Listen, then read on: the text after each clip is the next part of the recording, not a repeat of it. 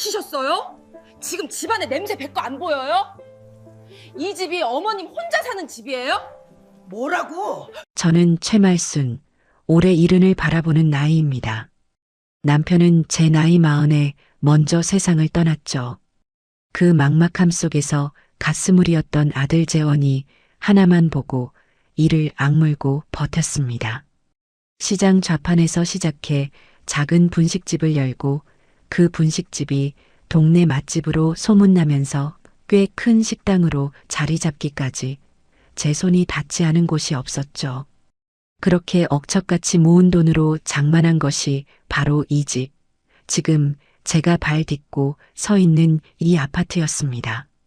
재원이 장가갈 때쯤엔 식당도 정리하고 이 집에서 조용히 노후를 보내는 것이 제 유일한 낙이었어요.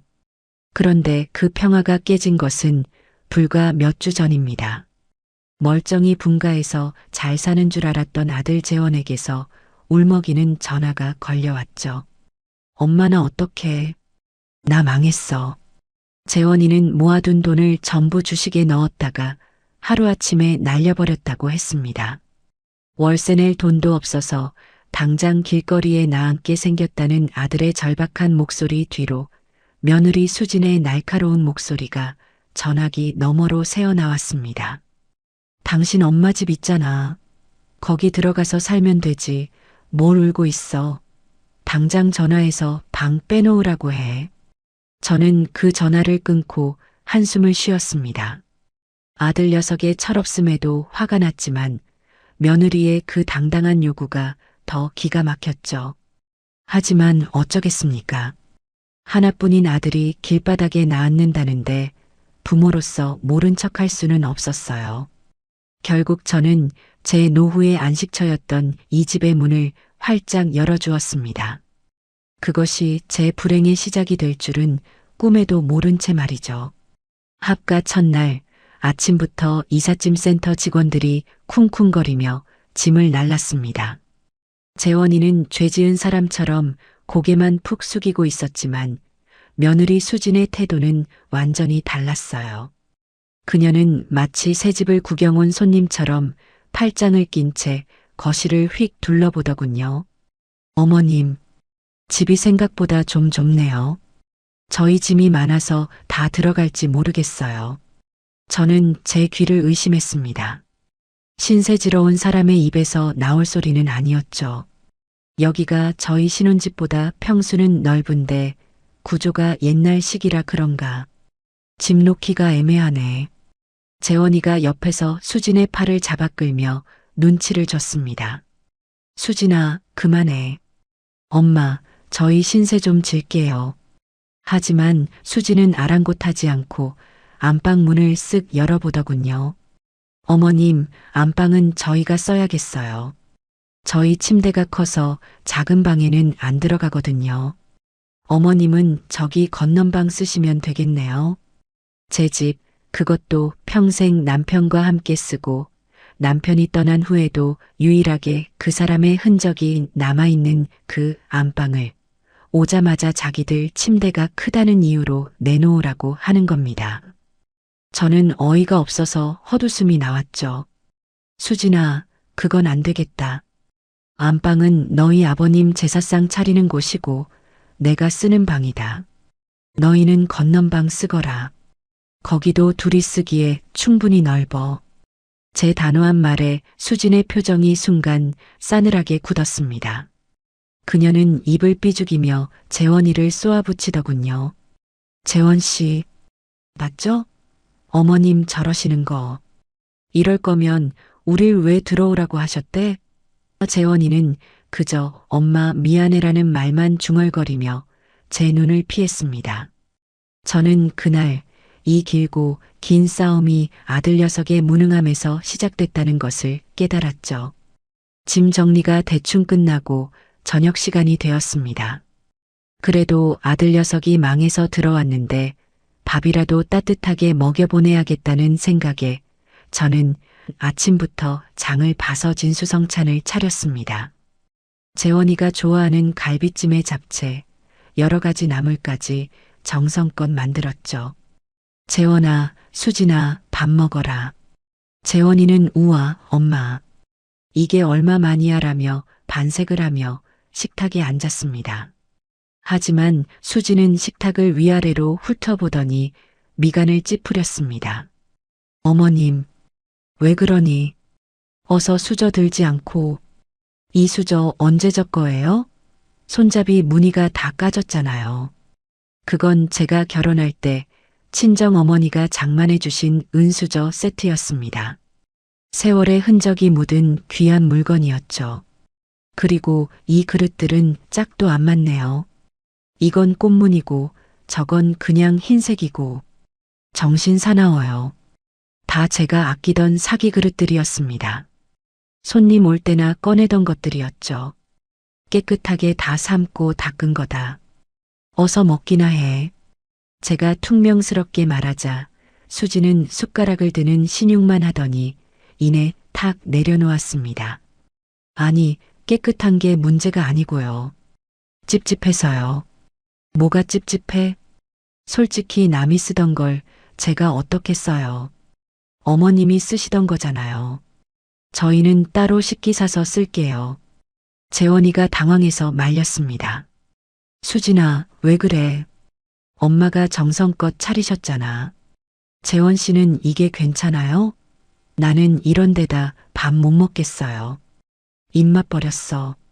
수지는 그렇게 말하고는 자리에서 일어나 방으로 휙 들어가 버렸습니다. 거실에는 무거운 침묵만이 남았죠. 재원이는 제 눈치를 살피며 갈비찜 한 점을 입에 넣었습니다. 엄마, 미안해. 수진이가 유난히 깔끔 떠는 성격이라 그래. 엄마가 이해 좀 해줘. 이해라. 깔끔한 것과 예의 없는 것은 다른 겁니다. 저는 그날 제가 정성껏 차린 음식이 마치 먹다 남은 음식물 쓰레기처럼 느껴졌어요. 그래, 이게 시작이겠구나. 저는 차갑게 식어가는 잡채를 바라보며 생각했습니다. 다음 날 아침은 더 가관이었죠. 어젯밤의 냉랭한 기운이 채 가시지 않은 부엌에서 저는 습관처럼 늘 쓰던 행주를 빨아 식탁을 닦고 있었습니다. 그때 안방에서 나온 수진이 그 모습을 보고 기겁하며 달려왔습니다. 어머님, 지금 뭐 하시는 거예요? 저는 영문을 몰라 며느리를 쳐다봤습니다.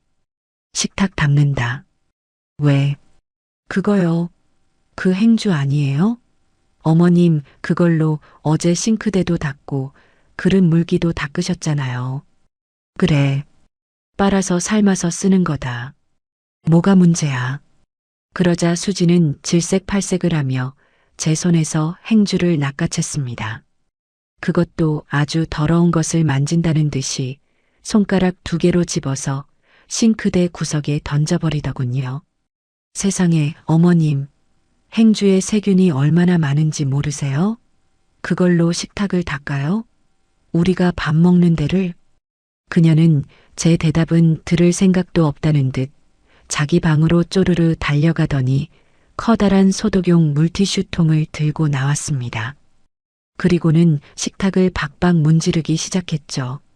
슥슥 소리와 함께 코를 찌르는 알코올 냄새가 부엌에 진동했습니다. 식탁은 이런 소독용 티슈로 닦는 거예요. 한 번 쓰고 버리는 거 아셨어요? 마치 어린애를 훈계하는 듯한 말투였습니다. 어머님이 방금 그 더러운 걸로 식탁을 다 문질러 놔서 소독약 다 쓰게 생겼네. 아, 진짜. 그때 마침 재원이가 부스스한 얼굴로 방에서 나왔습니다. 무슨 일이야, 아침부터. 수지는 기다렸다는 듯이 재원이에게 일러 바쳤죠. 봤어요, 재원 씨? 어머님이 저 더러운 행주로 식탁 닦는 거? 나 저 식탁에서 밥 못 먹어요. 토할 것 같아. 토할 것 같아. 그 말이 제 가슴에 비수처럼 꽂혔습니다. 제 평생의 삶이, 제가 이 집을 갖고 온 방식이 한순간에 더럽고 토할 것 같은 것이 되어버렸어요. 재원이는 아내와 저 사이에서 어쩔 줄 몰라 하며 머리만 극적였습니다. 저는 소독약 냄새로 범벅이 된 식탁을 차갑게 바라보며 말했습니다. 그렇게 깨끗해서 너는 어찌 사니? 나는 평생 그렇게 살았다. 이 집도 그렇게 닦으면서 너희 아빠랑 재원이 키웠고, 제 말에 수지는 코웃음을 쳤습니다. 그러니까 문제죠. 그건 옛날 방식이고요. 아, 몰라요. 저는 아무튼 이 식탁 못 써요. 재원 씨, 우리 그냥 식탁 새로 사요. 어머님이랑 같이 쓰는 거 너무 찝찝해. 저는 그 순간 깨달았습니다. 며느리가 문제 삼는 것은 낡은 그릇이나 행주가 아니었어요. 바로 저 시어머니 최말순이라는 존재 자체를 찝찝하고 더럽게 여기고 있다는 것을요. 그날 이후 부엌은 제 공간이 아니게 되었습니다. 재원이와 수진이는 자기들끼리 배달 음식을 시켜 먹거나 수진이가 사온 밀키트 같은 것들을 조리해 먹더군요. 저는 제 방 교자상에서 그릇에 반찬을 덜어다 먹는 신세가 되었죠. 며칠 뒤 수진이가 커다란 상자들을 들고 퇴근하는 것을 봤습니다. 평소와 다르게 잔뜩 상기된 얼굴이었어요. 어머님, 이거 좀 보세요. 제가 드디어 샀어요. 수진이가 현관 바닥에 상자들을 내려놓고는 신이 나서 포장을 뜯기 시작했습니다. 상자 안에서 나온 것은 눈이 시리게 하얀 금태가 둘러진 고급 식기 세트였죠. 이거 독일 황실에서 쓴다는 비싸 제품이에요. 백화점 세일에서 겨우 구했잖아요. 그녀는 그릇 하나하나를 손뭉치 다루듯 조심스럽게 꺼내 식탁 위에 늘어놓았습니다. 4인조 세트더군요. 밥그릇, 국그릇, 접시, 컵까지. 제 눈에는 그저 빤빤한 사기 그릇으로 보였지만 수진이에게는 그게 아니었나 봅니다. 재원 씨, 이것 좀 봐요. 너무 예쁘지 않아요? 마침 방에서 나온 재원이도 오, 비싸 보이는데 당신이 이런 걸 다 샀어? 라며 감탄했습니다. 수진이는 으쓱하며 재원이 뺨에 입을 맞추더군요. 이제 우리도 좀 격식 있게 먹고 살아야죠. 안 그래요? 그러더니 수진이는 갑자기 부엌 찬장으로 망설임 없이 걸어갔습니다. 그리고는 의자를 밟고 올라서서 제가 평생 아끼며 모아온 그릇들을 꺼내기 시작했어요. 수진아, 지금 뭐 하는 거니? 아, 어머님 그릇들이요? 이거 이제 자리만 차지하니까 좀 치우려고요. 치우다니? 그거 다 내가 아끼는 것들이다. 너희 시아버지 살아있을 때부터 쓰던 것도 있고 내 어머니가 물려주신 것도 있어. 알아요. 근데 어차피 어머님은 이제 방에서 그 교자상 쓰시잖아요. 이 그릇들 필요 없으시죠? 수진이는 제 대답은 듣지도 않고 제 그릇들을 싱크대 위에 아무렇게나 척척 쌓아 올렸습니다. 그러고는 새로 산 하얀 그릇들을 찬장 가장 잘 보이는 곳에 하나씩 진열하기 시작했죠. 제 그릇들이 있던 자리를 그 번쩍이는 새 그릇들이 완벽하게 차지했습니다. 자, 어때요? 부엌이 다 환해졌네. 진작 바꿀걸. 그럼 내 그릇들은 어쩌고. 저기 베란다 쪽 찬장 제일 위 칸 비어 있던데요. 거기 넣어두면 되겠네요. 어차피 제사 지낼 때나 쓰실 거 아니에요? 그녀는 제 소중한 그릇들을 먼지 쌓인 베란다 찬장 구석으로 밀어 넣었습니다. 그릇 몇 개는 부딪히며 쨍하는 소리를 냈지만 수진이는 눈 하나 깜짝하지 않았죠. 어머님, 이 새 그릇들은 저희 부부 전용이에요. 비싼 거라 어머님이 설거지하다 깨시면 곤란하니까 절대 손대지 마세요. 어머님은 저기 윗칸에 넣어둔 거 꺼내 쓰세요. 아셨죠? 재원이는 그저 수진이가 그릇을 정말 좋아한 애라며 머리만 극적일 뿐이었습니다. 저는 그날 제 부엌에서 제 그릇들이 추방당하는 것을 속수무책으로 지켜봐야 했어요. 이제 이 부엌에서 제 흔적은, 제 역사는 완벽하게 지워지고 있었습니다. 수진이가 그어놓은 보이지 않는 선은 이제 하얀 비사 그릇이라는 물리적인 장벽이 되어 저를 밀어내고 있었죠. 그릇 사건 이후로 며칠간은 숨막히는 정적이 흘렀습니다. 수진이는 보란 듯이 새 그릇에 예쁘게 음식을 담아 재원이와 식사를 했고, 저는 제 방에서 베란다 찬장 구석에 처박혔던 낡은 그릇을 꺼내다 밥을 먹었죠. 그러던 어느 날 쌀쌀한 날씨에 뜨끈한 국물이 생각났습니다. 남편이 살아있을 때 참 좋아했던 제가 가장 자신 있는 청국장이 먹고 싶었어요. 그래, 내 집에서 내 밥 해먹겠다는데 누가 뭐라겠나? 저는 일부러 창문을 활짝 열고 청국장을 끓이기 시작했습니다. 구수한 냄새가 온 집안에 퍼져나갔죠. 바로 그때였습니다. 안방 문이 벌컥 열리더니 수진이가 머리를 감싸쥔 채 비틀거리며 뛰쳐나왔습니다. 아, 이게 무슨 냄새예요? 어머님. 수진이는 당장이라도 토할 것처럼 입을 틀어막고 소리쳤습니다. 청국장 끓인다. 너희도 먹을래? 미치셨어요? 지금 집안에 냄새 밴 거 안 보여요? 나 지금 이 냄새 때문에 속 뒤집어져서 토할 것 같단 말이에요. 당장 끄세요. 당장. 그녀는 부엌으로 달려와 가스레인지 불을 휙 꺼버렸습니다. 끓어오르던 뚝배기가 순식간에 잠잠해졌죠. 수진아, 내가 내 집에서 청국장 하나 못 끓여 먹니? 네, 못 끓여요. 이 집이 어머님 혼자 사는 집이에요? 이 집 이제 우리 집이기도 하거든요. 제 옷에, 저 소파에, 이 커튼에 냄새 배면 어떡할 거예요? 이거 세탁비, 드라이클리닝 비용 다 물어주실 거냐고요. 수진이는 분이 안 풀리는지 창문을 모조리 열어젖히고 방향제 스프레이를 집안 곳곳에 미친 듯이 뿌려대기 시작했습니다. 향긋한 라벤더 향과 구수한 청국장 냄새가 뒤섞여 오히려 더 역한 냄새가 진동했죠. 아, 진짜 짜증나. 이 냄새 며칠이나 가겠네. 재원 씨한테 다 이를 거야. 때마침 현관문이 열리고 재원이가 퇴근했습니다. 재원이도 집안에 들어서자마자 코를 찡그렸죠. 엄마, 이게 무슨 냄새야? 수진이는 기다렸다는 듯이 재원이에게 달려가 울상을 지었습니다. 재원 씨, 어머님 좀 봐. 내가 냄새 때문에 힘들다고 그렇게 말씀드렸는데 집에서 이런 걸 끓이셨어. 나 정말 속이 안 좋아서. 혹시나 우리 아기라도 생겼으면 어쩌려고 저러신데. 임신이라는 말에 재원이의 얼굴이 하얗게 질렸습니다.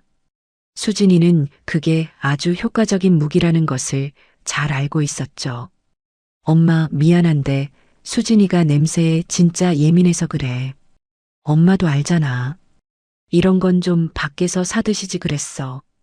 이 냄새는 좀 심하긴 하네. 재원아, 너마저. 엄마 미안해. 오늘은 그냥 밖에서 시켜 먹자. 응? 엄마, 저것 좀 버려주면 안 될까? 수진이가 너무 힘들어하잖아. 버려달라. 제 아들 입에서 나온 말이었습니다. 제가 먹으려고 끓인 제 남편과의 추억이 담긴 그 청국장을 버리라고 했습니다. 저는 더 이상 아무 말도 할 수 없었습니다. 끓지도 않은 청국장 뚝배기를 들어 내용물 전부를 음식물 쓰레기 봉투에 쏟아부었습니다. 수진이는 그제야 만족스러운 듯 콧방귀를 뀌며 재원 씨, 나 피자 먹고 싶어라고 말하더군요. 저는 제 부엌에서 범죄자 취급을 받으며 차가운 바람이 들어오는 거실을 가로질러 제 방으로 들어와 문을 닫았습니다. 결국 그날 저녁은 피자를 시켜 먹게 되었습니다. 재원이가 제 방문을 두드리더군요. 엄마, 피자 왔어. 나와서 같이 먹어. 저는 끓어오르는 속을 애써 누르며 방에서 나갔습니다. 배가 고프기도 했고 아들 녀석이 그래도 저를 챙기나 싶어 마지막 기대를 걸어봤죠. 저는 습관처럼 식탁 의자를 빼서 앉으려고 했습니다.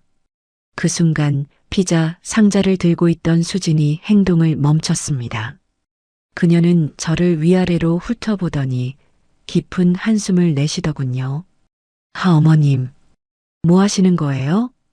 밥 먹으려고 왔는다. 왜? 지금 진심이세요? 어머님 온몸에서 아직도 그 냄새 나는 거 몰라요? 수진이는 코를 막는 신용까지 해보였습니다.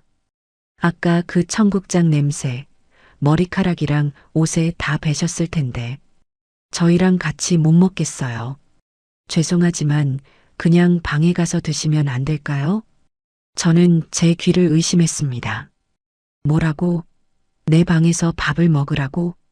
네, 솔직히 말씀드려서 저 비위 약하거든요. 어머님이랑 같이 먹으면 체할 것 같아요. 냄새 때문에 도저히 못 참겠다고요. 재원 씨도 그렇죠? 당신도 이 냄새 맡으면서 피자 먹고 싶어요? 재원이는 제 얼굴과 수진이 얼굴을 번갈아 보며 어쩔 줄 몰라 했습니다. 그는 제 시선을 피하며 피자 조각을 접시에 담더군요. 엄마 오늘만 좀 그렇게 해줘. 수진이가 냄새 때문에 하루 종일 힘들어 했잖아. 응? 엄마 몫은 내가 방으로 가져다 줄게. 방에서 편하게 TV 보면서 먹어. 그 말이 제 가슴을 후벼 팠습니다. 편하게. 아들 녀석은 이것이 저를 배려하는 말이라고 생각했을까요? 저는 그날 제 집 식탁에서 처음으로 공식적으로 쫓겨났습니다. 그건 단순히 그릇이나 냄새의 문제가 아니었어요. 최말순이라는 존재 자체를 거부당한 겁니다. 저는 아무 말 없이 돌아섰습니다. 재원이가 제 손에 피자 한 조각이 담긴 접시를 쥐어주었죠. 방문이 닫히자마자 거실에서 두 사람이 아무렇지도 않게 웃고 떠드는 소리가 들려왔습니다. 저는 차갑게 식어가는 피자 조각을 들고 한참을 멍하니 서 있었습니다. 제 평생을 바쳐 이룬 이 집에서 저는 이제 식탁에 앉을 자격조차 없는 존재가 되어버린 겁니다. 그날 이후 제 방에서 혼자 밥을 먹는 것이 당연한 일상이 되었습니다. 수진이는 아예 제 밥과 국을 작은 쟁반에 담아 제 방문 앞에 놓고 노크를 하더군요. 어머님 식사하세요. 그 목소리는 마치 교도소에서 밥 넣어주는 간수처럼 차갑고 기계적이었습니다. 며칠 그렇게 방바닥에 쟁반을 놓고 밥을 먹다 보니 허리와 무릎이 쑤셔왔습니다. 뜨거운 국그릇을 들고 먹다가 손을 대일 뻔한 적도 한두 번이 아니었죠. 이러다간 병나겠다. 내 집 식탁인데 걔들 없을 때라도 편하게 가서 먹어야겠다. 그날 점심 재원이와 수진이가 모두 출근한 것을 확인하고 부엌으로 나갔습니다. 그리고 식탁 의자에 앉으려는데 수진이가 놓고 간 서류를 가지러 다시 돌아왔더군요. 현관문을 열고 들어오던 수진이는 식탁에 앉으려던 저와 눈이 마주쳤습니다. 어머님, 지금 뭐 하세요? 나 밥 먹으려고. 식탁 비었길래. 수진이는 제 말을 듣자마자 표정을 구기며 베란다 쪽 창고로 성큼성큼 걸어갔습니다. 그리고는 쿵쾅거리는 소리와 함께 먼지가 뽀얗게 쌓인 물건을 하나 끌고 나왔죠. 그것은 예전에 재원이 어릴 때 쓰던 다리 한쪽이 약간 기우뚱한 작은 교자상이었습니다. 남편 제사 지낼 때나 가끔 꺼내 쓰던 낡은 물건이었죠. 수진이는 그 먼지투성이 교자상을 제 방문 앞에 쿵소리가 나게 던져놓았습니다. 자, 이거 쓰세요. 이게 뭐 하자는 거냐? 어머님 전용 식탁이요. 앞으로 식사는 여기서 하세요. 거실 식탁은 저희만 쓸 거니까 얼씬도 하지 마시고요. 뭐, 이 먼지 구덩이에서 나더러 밥을 먹으라고? 더러우면 닦아 쓰시면 되잖아요. 어차피 어머님은 방에서만 식사하시는데 이게 딱이네요. 크기도 적당하고. 수진이는 제 어깨를 툭 치고 지나가며 그리고 식탁 쓴 흔적 있으면 저 가만 안 있어요. 소독약으로 다 닦아낼 거니까 아예 나올 생각을 마세요. 아셨죠? 라는 말을 덧붙이는 것도 잊지 않았습니다. 저는 제 방문 앞에 버려지듯 놓인 그 교자상을 망연자실하게 바라보았습니다. 먼지 쌓인 상판 위로 재원이가 어릴 때 장난감 칼로 그어놓은 흠집이 보였습니다.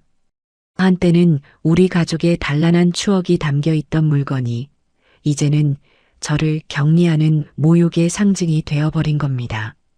저는 걸레를 빨아와 먼지를 닦아냈습니다. 제 얼굴을 닦는 것인지 상을 닦는 것인지 모를 만큼 비참한 심정이었죠. 그날 밤 저는 잠도 자지 않고 재원이를 기다렸습니다. 이 모욕을, 이 수치를 아들 녀석에게는 알려야 했습니다. 아들만은 제 편이 되어줄 거라 믿고 싶었죠. 재원이가 피곤한 기색으로 집에 돌아왔을 때 저는 방문 앞에 놓인 교자상을 가리키며 녀석을 붙잡았습니다. 재원아, 엄마 왜 그래? 피곤한데. 너도 봤니? 수진이가 나한테 한 짓. 재원이는 교자상을 힐끗 보더니 시선을 피했습니다. 응? 뭘? 저 상 말이다. 수진이가 나더러 앞으로 저기서 밥을 먹으란다. 내가 이 집에서 하녀야? 내가 짐승이냐고. 저는 목소리를 높였습니다. 하지만 재원이는 제가 그토록 듣고 싶었던 말을 해주지 않았습니다. 녀석은 깊은 한숨을 내쉬더군요. 제가 요즘 가장 듣기 싫어하는 그 소리를요. 엄마 제발 좀. 수진이가 예민해서 그래. 당신이 좀 참아줘. 그냥 방에서 먹는 게 뭐 그리 대수야. 어차피 혼자 먹는 거 상이라도 있는 게 낫지 않아? 뭐? 그게 지금 내 입에서 나올 소리야? 큰일도 아니잖아. 엄마, 나 지금 회사 일도 힘들어 죽겠어. 주식 망해서 여기 들어온 것도 쪽팔린데 집에서까지 엄마랑 수진이랑 싸우는 거 지켜봐야겠어? 엄마가 어른이잖아. 엄마가 그냥 수진이 비위 좀 맞춰주면 안 돼? 엄마가 어른이잖아. 그 말이 제 모든 기대를 산산조각 냈습니다. 어른이니까 참아라. 어른이니까 양보해라. 결국 저더러 이 모든 부당함을 감수하라는 말이었습니다. 제 아들은 이미 수진이의 남편일 뿐 제 아들이 아니었습니다. 그래, 내가 어른이지. 내가 어른이라서 너 같은 놈을 낳고 내 마누라한테 이런 취급을 당해도 가만히 있어야 하는 어른이지. 엄마, 말 좀. 됐다. 들어가 쉬어라. 나도 피곤하다. 저는 재원이를 밀치고 방으로 들어와 문을 잠가버렸습니다. 저는 완벽하게 혼자가 되었습니다. 이 집에서 제 편은, 아니, 제 입장을 생각해주는 사람은 단 한 명도 없었습니다. 며칠이 더 흘렀습니다. 저는 이제 포기한 사람처럼 그 낡은 교자상에서 끼니를 해결했습니다. 수진이는 제가 얌전히 굴자 만족스러워하는 눈치였죠. 그들은 이제 저를 방에 있는 가구 정도로 취급하는 것 같았습니다. 그날 밤 저는 목이 말라 물을 마시러 가려고 방문을 살짝 열었습니다. 거실에는 불이 꺼져 있었지만 안방에서 재원이와 수진이가 나누는 대화 소리가 새어나왔습니다. 녀석들은 제가 이미 잠든 줄 알았겠죠. 아, 진짜 짜증나. 언제까지 저렇게 방에다 밥 차려드려야 해? 그것도 일이라고. 그냥 요양원 보내버리면 안 돼? 수진이의 짜증 섞인 목소리였습니다. 무슨 소리야? 집이 엄마 명의인데 요양원 비용은 누가 대고? 재원이의 기어 들어가는 목소리가 들렸죠. 그러니까 명의만 빨리 넘겨받으면 되잖아. 재원 씨가 아들이니까 잘 구슬려 보라고. 내가 왜 재원 씨 빚 때문에 이런 집구석에 들어와서 저 늙은이 시중까지 들어야 하는데? 저는 숨을 죽였습니다. 솔직히 말해서 수진이의 목소리가 한층 더 날카로워졌습니다. 나 어머님이랑 같은 밥상에서 밥 먹기 싫어. 아니, 같은 공간에서 숨 쉬는 것도 싫다고. 늙은이 냄새나고 더럽잖아. 재원 씨는 안 그래? 아무리 당신 엄마지만 솔직히 역겹지 않아? 더럽다. 역겹다. 저는 제 심장이 바닥까지 곤두박질 치는 것을 느꼈습니다. 저는 제 아들이 당장이라도 소리를 지르며 자기 아내의 뺨이라도 갈기길 바랐습니다. 당신 지금 무슨 망발이야? 라고 소리쳐주길 바랐습니다. 하지만 거실을 가로지른 것은 긴 침묵이었습니다. 그리고 그 침묵을 깬 것은 제 기대를 무참히 짓밟는 재원이의 목소리였습니다. 알았어. 시끄러워. 내가 잘 말해볼게. 명예 이전. 제 아들 녀석은 저를 역겹다고 말한 아내의 말에 반박조차 하지 않았습니다. 오히려 그 모욕을 대가로 제 집을 넘겨받을 궁리를 하고 있었습니다. 저는 소리 없이 방문을 닫았습니다. 손이 덜덜 떨려 물컵을 놓칠 뻔했죠. 목이 타는 듯 했지만 물을 마실 생각도 나지 않았습니다. 더럽다고. 내가 내 아들에게 역겨운 존재라고. 그 순간 제 안에 무언가가 뚝 하고 끊어졌습니다. 슬픔이나 분노가 아니었어요. 그보다 훨씬 차갑고 단단한 것이 제 가슴 속에서 자리 잡았습니다. 그래, 너희들 뜻대로 해주마. 명예 이전? 밥상? 다 좋다. 하지만 너희가 원하는 방식은 아닐 거다. 저는 그날 밤 낡은 교자상 앞에서 결심했습니다. 이 지옥 같은 집을 내 손으로 끝내겠다고요. 그날 밤 이후로 저는 변했습니다. 더 이상 재원이에게 하소연하지도 수진이의 말에 대꾸하지도 않았죠. 그저 유령처럼 조용히 제 방에 머물며 때가 되면 밥을 먹고 잠을 잤습니다. 그들은 제가 드디어 포기했거나 기가 꺾였다고 생각했겠죠. 하지만 저는 그들 모르게 제 계획을 세우고 있었습니다. 수진이의 위생 강박은 날이 갈수록 심해졌습니다. 이제는 제가 집안의 모든 오염원이 된 듯 했습니다.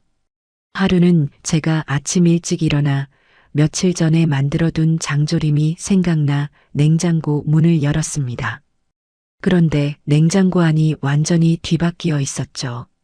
제가 쓰던 반찬통들, 잼병, 꿀단지까지 제 것이라고 할 만한 것들이 하나도 보이지 않았습니다. 대신 똑같이 생긴 투명한 유리 밀폐 용기 수십 개가 줄지어 정리되어 있더군요. 거기에는 수진이 유기농 샐러드, 재원 씨 아침 주스, 저염 닭가슴살 같은 알아보기 힘든 글씨로 라벨까지 붙어 있었습니다. 내 반찬들, 내 김치. 저는 혹시나 싶어 아래 칸 김치 냉장고를 열어보았습니다. 아니나 다를까 낡은 김치 냉장고 구석 칸에 제 반찬통 2-개 처박혀 있었습니다. 그것도 제가 만든 장조림 같은 게 아니라 먹다 남은 멸치볶음 같은 것들 뿐이었죠. 저녁에 퇴근한 수진이에게 물었습니다. 수진아, 냉장고에 있던 내 반찬들 다 어디 갔니? 수진이는 화장 지우는 솜을 얼굴에 문지르며 대수롭지 않게 대답했습니다. 아, 그거요? 다 버렸어요. 뭐, 그걸 왜 버려? 아직 먹을 수 있는 것들인데. 언제 만든 건 줄 알고요? 냄새나고 곰팡이 폈을지도 모르고. 그런 걸 냉장고에 같이 두니까 다른 음식까지 세균 옮잖아요. 안 그래도 어머님 손 탄 거라 찝찝했는데 잘 됐죠. 그럼 나는 뭘 먹고. 대신 저기 김치 냉장고 제일 아래 칸, 어머님 전용 칸으로 만들어 드렸어요. 냄새 안 나는 마른 반찬 같은 것만 거기 보관하세요. 아, 그리고 수진이가 제게 손가락질하며 경고했습니다. 이쪽 메인 냉장고 문은 절대 열지 마세요. 저희 음식에 어머님 균 묻는 거 딱 질색이니까. 물도 그냥 정수기에서 바로 받아 드시고요. 아셨어요? 균. 이제 저는 제 집 냉장고 문도 열지 못하는 균 덩어리가 되었습니다. 저는 재원이가 좋아하는 장조림을 만들던 제 손을 가만히 내려다보았습니다. 이 손이 그렇게 더러운가? 저는 아무 말 없이 제 방으로 돌아왔습니다. 그래, 마음껏 깨끗하게 살아보거라. 며칠 뒤에는 세탁실에서 일이 터졌습니다. 제가 며칠간 모아둔 제 속옷과 겉옷 몇 벌을 세탁기에 돌리고 난 뒤였죠.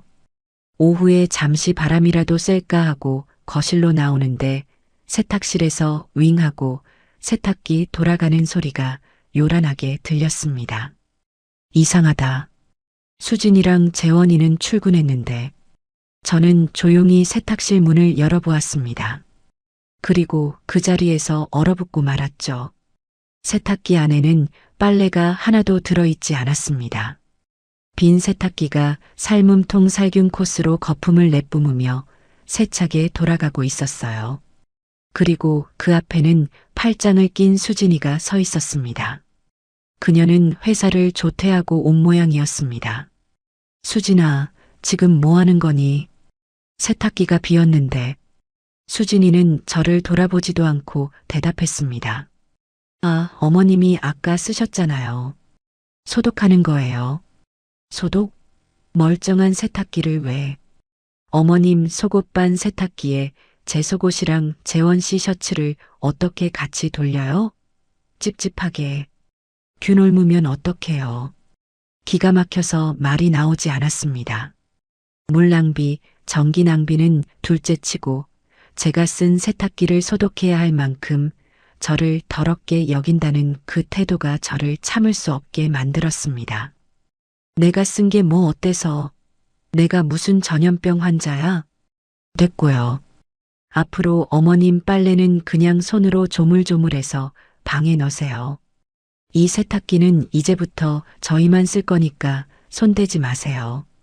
뭐라고? 저 세탁기 내가 산 거야. 그럼 뭐예요? 지금 쓰는 사람이 저인데. 아무튼 그렇게 하세요. 또 어머님 빨래 넣은 거 걸리기만 해봐요. 그땐 이 세탁기 갖다 버릴 거니까. 수진이는 마치 제게 마지막 통보를 하듯 쏘아붙이고는 방으로 들어가 버렸습니다. 저는 텅 빈 채 거품만 내뿜으며 돌아가는 세탁조를 한참이나 바라보았습니다. 제 신세가 꼭 저 텅 빈 세탁기 같았죠.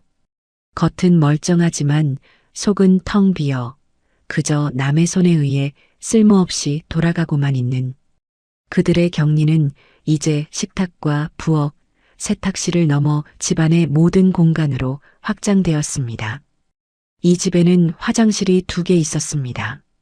안방에 딸린 비교적 새 것과 거실에 있는 낡은 공용 화장실이었죠. 그들은 안방을 차지했으니 당연히 안방 화장실을 썼고 저는 거실 화장실을 썼습니다. 그런데 어느 추운 겨울 아침 제가 급하게 화장실을 가려고 거실 화장실 문을 열려는데 문이 잠겨 있었습니다. 안에 있나? 하지만 집안은 조용했습니다. 재원이와 수진이는 아직 일어나지도 않은 시간이었죠. 저는 손잡이를 다시 돌려보았지만 꿈쩍도 하지 않았습니다. 수진아, 재원아, 화장실 문 왜 잠갔니? 제가 소리를 지르자 안방 문이 열리고 잠옷바람에 수진이가 부스스한 얼굴로 걸어 나왔습니다. 아, 왜 아침부터 소리를 지르세요? 화장실 문 말이다. 왜 잠가놨어? 아, 그거요. 어머님. 수진이는 하품을 쩍하며 말했습니다. 이 거실 화장실 오늘부터 저희가 쓰기로 했어요. 무슨 소리야? 너희는 안방 화장실 있잖니. 안방 화장실은 재원 씨 전용이에요. 아침에 씻는 시간이 겹치니까 이젠 제가 여기 쓰려고요. 손님용으로도 써야 하고 깨끗하고 좋네요. 그럼 나는 어디를 쓰라고. 저는 정말이지 황당해서 소리를 질렀습니다. 그러자 수진이는 제 어깨 너머 베란다 쪽을 턱짓으로 가리켰습니다. 어머님은 저기 베란다에 딸린 창고 화장실 있으시잖아요. 제 심장이 쿵 내려앉았습니다. 그곳은 사람이 쓰는 화장실이 아니었습니다. 이 아파트가 아주 낡았을 때 재개발되기 전에 있던 흔적이었습니다. 지금은 걸레를 빨거나 화분을 놓는 창고 구석에 냄새나고 타일도 깨진 작은 변기일 뿐이었죠. 난방도 되지 않아 겨울에는 얼음장 같은 곳이었습니다. 거길 놔더러 쓰라고? 제정신이야? 거긴 사람 쓰는 데가 아니야. 왜 아니에요? 어제 물 내려보니까 잘만 내려가던데. 어차피 어머님은 냄새나니까 저희랑 같은 화장실 못 써요. 저희가 쓰는 깨끗한 공간에 어머님 균 묻히기 싫거든요. 이젠 거실 화장실도 쓰지 마세요. 제가 매일 검사할 거예요. 그 순간 저는 참을 수 없는 모멸감에 손을 들어 올렸습니다. 하지만 수진이는 제 손을 공중에서 낚아채며 제 눈을 똑바로 쳐다보더군요. 지금 저 치시게요? 치세요. 치고 이 집에서 당장 쫓겨나시든가. 그녀의 눈빛은 확신에 차 있었습니다. 제가 아들 때문에, 이 집 때문에 꼼짝 못할 거라는 확신이었죠. 저는 부들부들 떨리는 손을 내렸습니다. 그래, 알았다. 알았어. 저는 얼음장 같은 베란다, 화장실로 향했습니다. 그곳에서 볼일을 보며 저는 더 이상 눈물을 흘리지 않았습니다. 대신 차가운 결심이 제 온몸을 감쌌죠. 그래, 수진아. 재원아. 너희가 그토록 원하는 깨끗한 집, 내가 만들어주마. 나라는 균이 완전히 사라진 집을 말이다. 저는 그날 바로 제 계획을 실행에 옮기기로 마음먹었습니다. 그들이 제 존재 자체를 균덩어리 취급하며 집안의 모든 공간에서 저를 격리하기 시작한 이후 저는 오히려 마음이 차분해지는 것을 느꼈습니다. 더 이상 그들에게 일말의 기대도 아들에 대한 모정도 남아있지 않았기 때문이죠. 저는 그저 짐승처럼 제 방에 딸린 그 낡은 교자상과 얼음장 같은 베란다, 화장실만을 오가며 때를 기다렸습니다. 제 방에 박혀 나오지 않는 저를 보며 수진이와 재원이는 자신들의 승리를 확신하는 듯 했습니다. 어느 날 제가 물을 마시기 위해 잠시 부엌으로 나갔을 때였습니다. 늘 그렇듯 두 사람은 식탁에 앉아 있었고 저는 정수기로 향했죠. 문득 식탁을 보았는데 무언가 이상했습니다. 평소와 같은 풍경이었지만 어딘가 허전했죠. 아, 의자였습니다. 분명 4인용 식탁이었는데 의자가 3개뿐이었습니다. 재원이와 수진이가 앉은 의자, 그리고 그들 맞은편에 비어있는 의자 하나. 원래 제자리, 그러니까 식탁의 상석이었던 곳의 의자가 감쪽같이 사라진 겁니다. 수진아. 저는 물컵을 든 채 물었습니다. 수진이는 스마트폰에서 눈을 떼지 않은 채 건성으로 대답했죠. 왜요? 여기 있던 의자 하나 어디 갔니? 그제야 수진이는 고개를 들고 제가 가리키는 곳을 힐끗 보더군요. 그러더니 아, 그 의자요? 라며 별일 아니라는 듯 어깨를 으쓱했습니다. 저기 베란다 창고에 치워버렸어요. 뭐, 멀쩡한 의자를 왜 치워?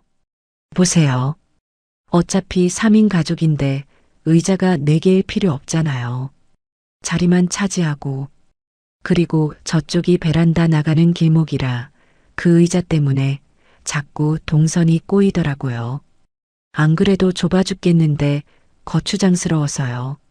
거추장스러워서 제가 앉던 의자가 그들의 동선에 방해가 되는 거추장스러운 물건이 되어버린 겁니다. 어차피 어머님은 이제 식탁에서 식사 안 하시잖아요. 방에서 그 교자상 편하게 쓰시는데 식탁 의자 필요 없으시죠? 오히려 거실이 넓어 보여서 훨씬 낫네요. 재원이가 옆에서 거들었습니다. 그러게 엄마. 엄마 방에서 편하게 드시는데 의자 필요 없잖아. 수진이가 정리 잘했네. 집이 다 넓어 보인다. 저는 그들을 잠시 바라보았습니다. 3개의 의자만 덩그러니 놓인 4인용 식탁. 그 모습은 마치 이 집에서 제 존재가 물리적으로 거세당했음을 보여주는 듯 했습니다. 저는 더 이상 아무 말도 하지 않고 물컵을 들고 제 방으로 돌아왔습니다. 그래, 잘했다. 너희가 내 흔적을 지워줄수록 내 결심은 더 단단해지니까. 세 개의 의자. 참으로 보기 좋은 그림이었죠. 시간은 속절없이 흘러 제 생일이 다가왔습니다. 물론 저는 그들에게 제 생일이라는 사실을 알리지 않았습니다. 아니, 알릴 필요도 이유도 없었죠. 그들은 아마 제 주민등록번호 앞자리조차 기억하지 못할 겁니다. 생일날 아침, 저는 평소보다 조금 일찍 일어났습니다. 그들이 출근한 것을 확인하고 난 뒤, 저는 아주 오랜만에 부엌에 섰습니다. 내 집 부엌이 아닌 수진이의 부엌이었지만 상관없었죠. 저는 베란다 구석 찬장에서 제 낡은 냄비와 그릇을 꺼냈습니다. 그리고 냉장고 어머님 칸에 숨겨두었던 마른 미역을 꺼내 물에 불렸죠. 그래도 생일인데 미역국은 먹어야지. 내가 끓여 먹어야지. 남편이 살아있을 때는 매년 제 생일 아침이면 그 무뚝뚝한 사람이 새벽같이 일어나 손수 미역국을 끓여주곤 했습니다. 재원이는 그 옆에서 달걀 프라이를 태워 먹기 일쑤였죠. 그 기억이 아련하게 떠올라 잠시 코끝이 찡해졌지만 이내 고개를 저었습니다. 다 지난 일입니다. 저는 조용히 미역국을 끓였습니다. 수진이가 싫어하는 참기름 냄새가 날까봐 뚜껑을 덮고 불을 약하게 줄여가며 조심조심 끓였죠. 다행히 그들이 퇴근하기 전에 미역국은 완성되었습니다. 구수하고 깊은 맛이 났습니다. 저는 제 방 교자상에 미역국 한 그릇과 밥 한 공기를 차렸습니다. 그런데 그날따라 그 교자상이 유난히 초라하게 느껴졌습니다. 내 생일인데, 이 집에서 맞는 아마도 마지막 생일인데, 안 되겠다. 딱 한 번만, 오늘 하루만. 저는 무슨 옥이었는지 미역국이 담긴 쟁반을 들고 방을 나섰습니다. 거실 식탁으로 향했죠. 그래, 오늘 내 생일이다. 내 집에서, 내 밥상에서 내가 끓인 미역국 먹겠다는데 누가 뭘 하겠어. 그때였습니다. 배고파. 재원 씨, 치킨 시켰어요? 현관문이 열리고 수진이와 재원이가 들어왔습니다. 두 사람은 쟁반을 들고 식탁 앞에 서 있는 저를 보고는 동시에 표정이 굳었습니다. 어머님, 지금 뭐 하시는 거예요? 수진이의 목소리가 얼음장처럼 차가웠습니다. 나 밥 먹으려고. 오늘은 그냥 여기서 먹을란다. 여기서요? 지금 제정신이세요? 수진이는 들고 있던 가방을 소파에 집어던지며 제게 다가왔습니다. 어머님 방에 그 교자상은 폼으로 드렸어요? 저희 식사하는 식탁이라고 몇 번을 말씀드려요. 당장 그거 들고 방으로 들어가세요. 재원이가 옆에서 제 눈치를 보며 말했습니다. 엄마, 왜 그래? 그냥 방에서 편하게 드시지. 우리 치킨 시켰단 말이야. 다 같이 기분 좋게 먹자. 다 같이. 그 말이 참 공허하게 들렸죠. 재원아, 오늘 내 생일이다. 제 말에 재원이의 눈이 커졌습니다. 생일이었어, 엄마. 녀석은 제 생일을 까맣게 잊고 있었던 겁니다. 그래서 생일이면 뭐요? 수진이가 팔짱을 끼며 비웃었습니다. 생일이면 이 식탁 써도 되는 거예요? 생일이 벼슬이에요? 어머님 생일이라고 저희가 어머님이랑 겸상해야 할 의무라도 있어요? 수진아, 말이 너무 심하잖니. 심하다고요? 뭐가요? 전 틀린 말 안 했는데요. 어머님 나이 드셨으면 나이값 좀 하세요. 왜 자꾸 애들처럼 떼를 쓰시는 거예요? 지금 이 미역국 냄새 때문에 제 비위 상해서 치킨도 못 먹겠네. 수진이는 제 손에 들린 쟁반을 노려보았습니다. 아, 진짜 밥맛 떨어지게. 수진이가 신경질적으로 소리를 질렀습니다. 어머님이 앉은 밥상은 손도 대기 싫다니까요. 그 말이었습니다. 제 심장에 마지막 남은 희미한 불씨마저 꺼버리는 한마디였죠. 당장 그 그릇 들고 방으로 들어가세요. 냄새나. 어우, 역겨워. 역겹다. 저는 재원이를 바라보았습니다. 제 아들은 제 생일이라는 말을 듣고도 제 어미가 역겹다는 소리를 듣고도 그저 고개를 숙인 채 수진아 그만해라는 힘없는 말만 중얼거릴 뿐이었습니다. 심지어 저를 변호하는 것이 아니라 자기 아내를 말리는 신용만 하고 있었죠. 저는 더 이상 아무 말도 하지 않았습니다. 그럴 가치도 없었죠. 저는 쟁반을 든 채 조용히 돌아섰습니다. 제 등 뒤로 수진이의 승리감에 찬 목소리가 들려왔습니다. 재원 씨, 뭐해요? 빨리 치킨 시켜요. 배고파 죽겠네. 아, 저 냄새 뺀다고 환기 좀 시켜야겠다. 제 방문이 닫히고 곧이어 거실 창문 열리는 소리와 함께 찬바람이 훅 끼쳐왔습니다. 저는 낡은 교자상 앞에 앉았습니다. 제 손에서 쟁반이 덜덜 떨리고 있었죠. 미역국은 이미 차갑게 식어 있었습니다. 저는 눈물 한 방울 흘리지 않았습니다. 대신 숟가락을 들어 그 식어버린 미역국을 천천히, 아주 천천히 입으로 가져갔습니다. 짜고 차갑고 비린 맛이 났습니다. 그래, 재원아. 수진아. 고맙다. 저는 밥 한 그릇을 꾸역꾸역 다 비웠습니다. 너희가 오늘 나에게 아주 큰 생일 선물을 주었구나. 내 마지막 남은 미련까지 아주 깨끗하게 끊어주었어. 거실에서는 치킨 배달이 왔는지 두 사람이 신나게 웃고 떠드는 소리가 들려왔습니다. 그 웃음소리를 배경음악 삼아 저는 굳게 맹세했습니다. 이곳에서 맞는 내 마지막 생일. 그리고 너희가 이 집에서 웃을 수 있는 마지막 날들이 될 거라고요. 생일날의 모욕은 제 결심을 실행에 옮기는 기폭제가 되었습니다. 더 이상 망설일 이유가 없었죠. 그 일이 있고 며칠 뒤 수진이는 저에게 상기된 얼굴로 폭탄 선언을 했습니다. 어머님, 저 이번 주 토요일에 친구들 불러서 집들이 할 거예요. 저는 제 귀를 의심했습니다. 집들이? 누구 집들이? 당연히 저희 집들이죠. 친구들이 저희 이사 온 집 궁금하다고 얼마나 성화였는지 몰라요. 안 그래도 재원 씨 빚 때문에 이런 낡은 집에 들어와서 창피해 죽겠는데 집들이라도 거하게 해야 제 체면이 살죠. 제 집이었습니다. 제가 평생을 바쳐 마련한 엄연히 내 명의로 된 집에서 저를 방구석에 처박아 둔 며느리가 자기 집이라며 집들이를 하겠다는 겁니다. 기가 막혔지만 저는 아무렇지 않은 척 대답했습니다. 그래, 알았다. 제 덤덤한 반응에 수진이는 오히려 김이 센 듯 했습니다. 그러더니 곧바로 본색을 드러내더군요.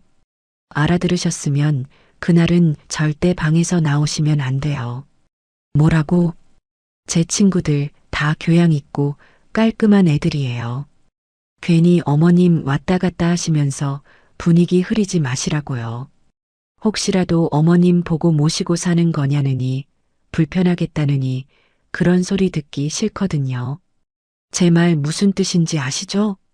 그녀는 저를 보여주기 창피한 숨겨야 할 짐짝 취급을 했습니다.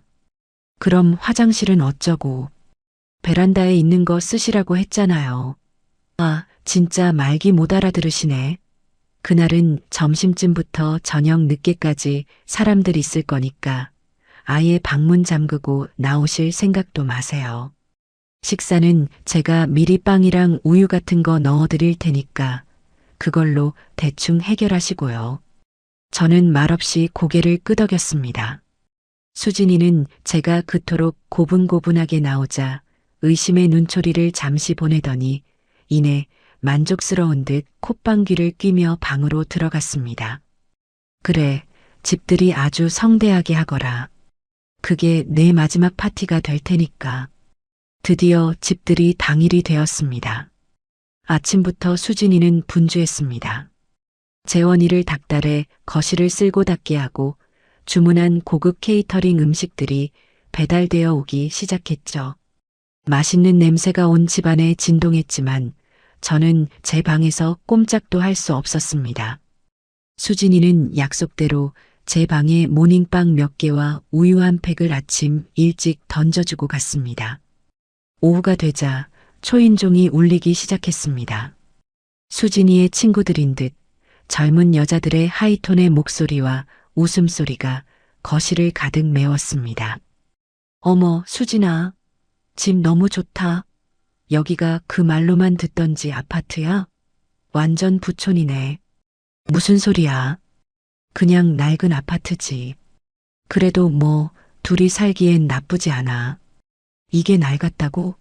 너 정말 재원 씨가 능력 있나 보다. 이런 데를 다 사주고. 수진이는 깔깔거리며 웃었습니다. 아니야, 그냥 재원 씨가 나 고생 안 시키려고 무리 좀 했지. 거의 4명이나 다름없어. 하. 저는 방 안에서 그 모든 거짓말을 똑똑히 듣고 있었습니다.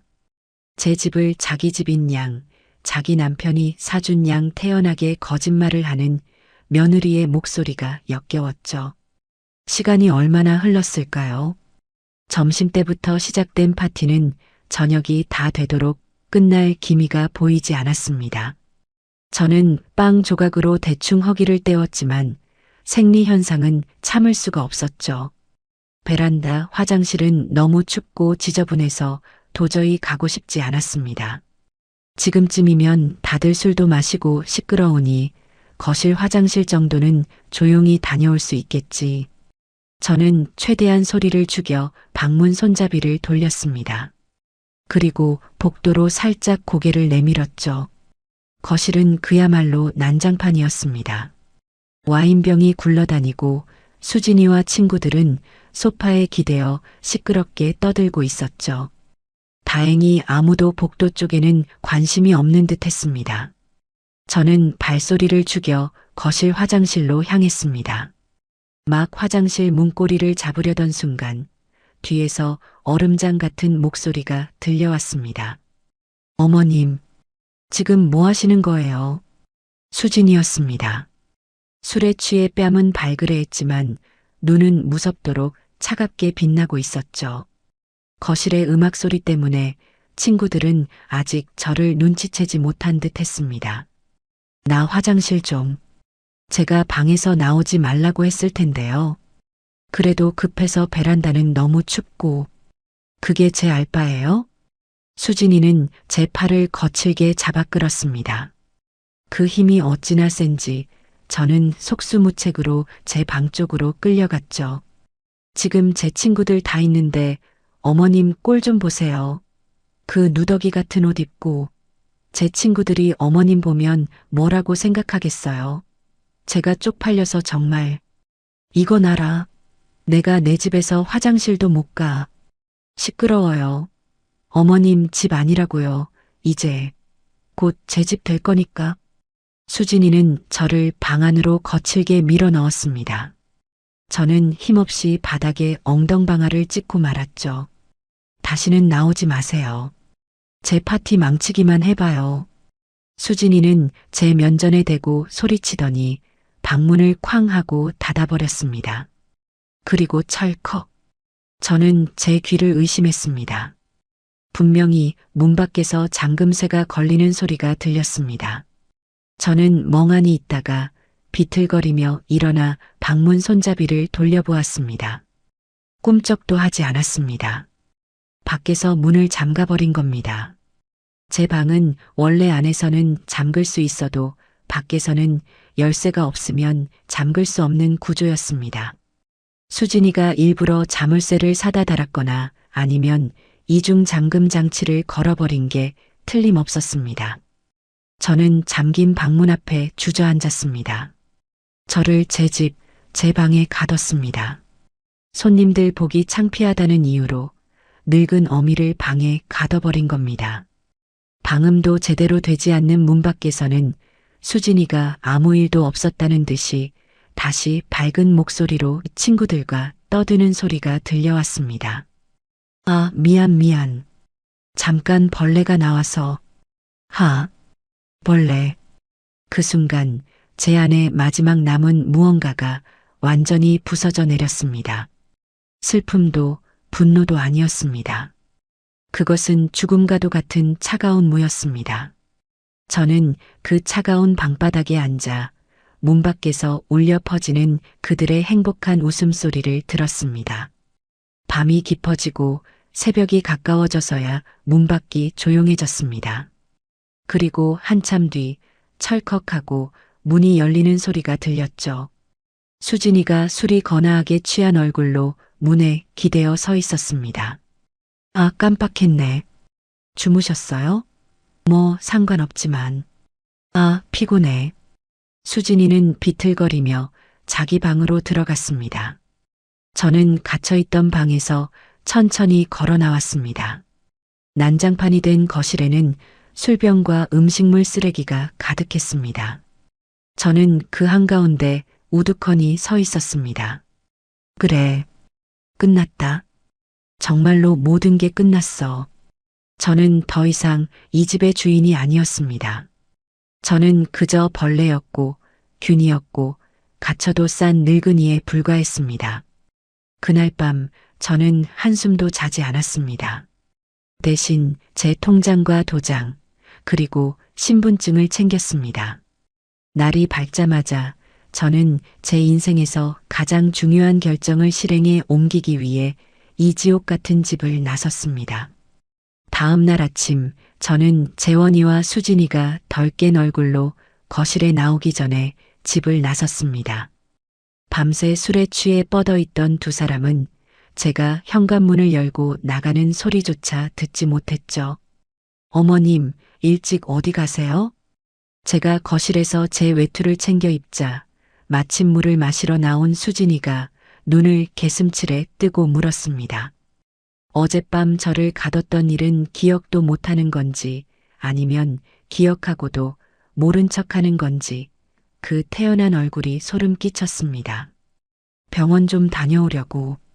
저는 미리 준비한 대답을 했습니다. 이 대답은 어젯밤 그 차가운 방바닥에서 생각해낸 제 계획의 첫 번째 단계였죠. 병원요? 어머님 어디 아프세요? 수진이의 목소리에 걱정은 단 1%도 없었습니다. 오히려 드디어라는 듯한 숨길 수 없는 기대감이 묻어났죠. 요즘 통 다리도 쑤시고 허리도 아프고 밤에 잠도 잘 못 자고 아무래도 정밀 검사를 한번 받아봐야 할 것 같다. 나이도 있고 하니. 저는 일부러 다리를 절뚝이는 신용까지 하며 힘없는 목소리를 냈습니다. 아, 그러세요?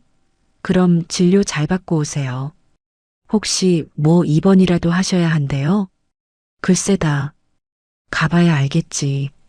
어쩌면 그냥 요양원 같은 데라도 알아봐야 할지도 모르겠다. 너희한테 짐 되기도 싫고. 제 입에서 요양원이라는 말이 나오자 수진이의 눈이 반짝 빛나는 것을 저는 놓치지 않았습니다. 그녀는 애써 입꼬리를 누르며 가증스러운 위로를 건넸습니다. 어머님, 무슨 그런 섭섭한 말씀을. 그래도 저희가 있는데. 하지만 뭐 어머님 건강이 제일 중요하니까요. 의사 선생님 말씀 잘 들어보세요. 그래. 다녀오마. 그때 안방에서 재원이가 부스스한 얼굴로 나왔습니다. 무슨 일이야? 아침부터 엄마 어디가? 병원 가신대. 건강검진 받으러. 몸이 안 좋으시다고. 수진이의 목소리는 평소와 다르게 아주 상냥했습니다.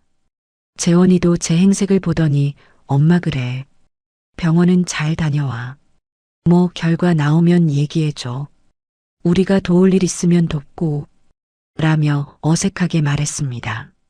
그 돕는다는 말이 요양원 수속을 의미한다는 것을 저는 모를 리 없었죠. 저는 그들의 완벽한 착각과 기대를 뒤로하고 현관문을 나섰습니다.